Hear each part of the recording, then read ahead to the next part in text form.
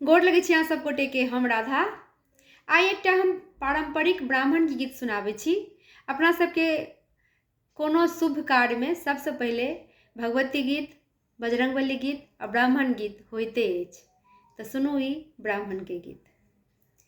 सैन दीना नौत पठेलहुँ, रबियो ने एलियौ, अहाँ ब्राह्मण बाबू कहमा लगेलहुँ एति देर यौ, अहाँ ब्राह्मण बाबू कहमा लगेलहुँ एति देर यौ, अहाँ ब्राह्मण बाबू।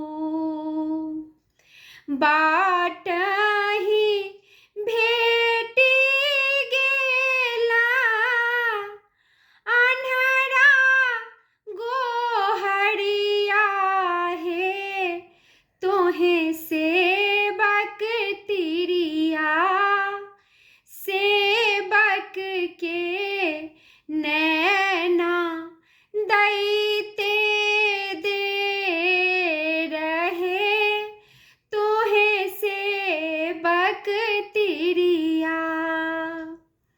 सैन दीना नौत पठेलहुँ, रबियो ने एलहुँ यौ, अहाँ ब्राह्मण बाबू कहमा लगेलहुँ एति देर यौ, अहाँ ब्राह्मण बाबू। बाटहि भेटि गेला बाझिन गोहरिया हे, तोहे सेवक तिरिया, सेवक के पुत्र दैते देर हे, तोहे सेवक तिरिया, सेवक के पुत्र दैते देर हे, तोहे सेवक तिरिया। सैन दीना नौत पठेलहुँ, रबियो ने एलहुँ यौ, अहाँ ब्राह्मण बाबू कहमा लगेलहुँ एति देर यौ, अहाँ ब्राह्मण बाबू।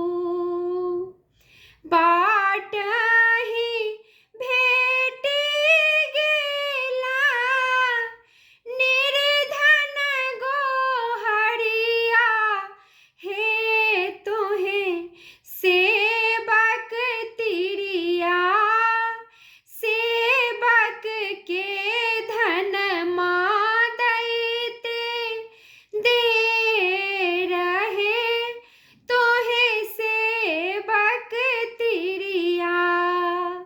सैन दीना नौत पठेलहुँ, रबियो ने एलहुँ यौ, अहाँ ब्राह्मण बाबू कहमा लगेलहुँ एति देर यौ, अहाँ ब्राह्मण बाबू।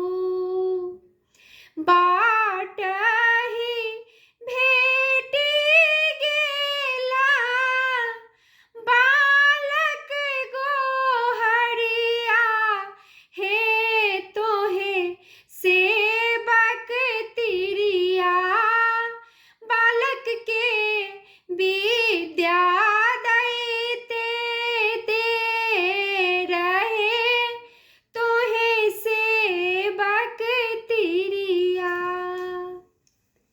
धन्यवाद।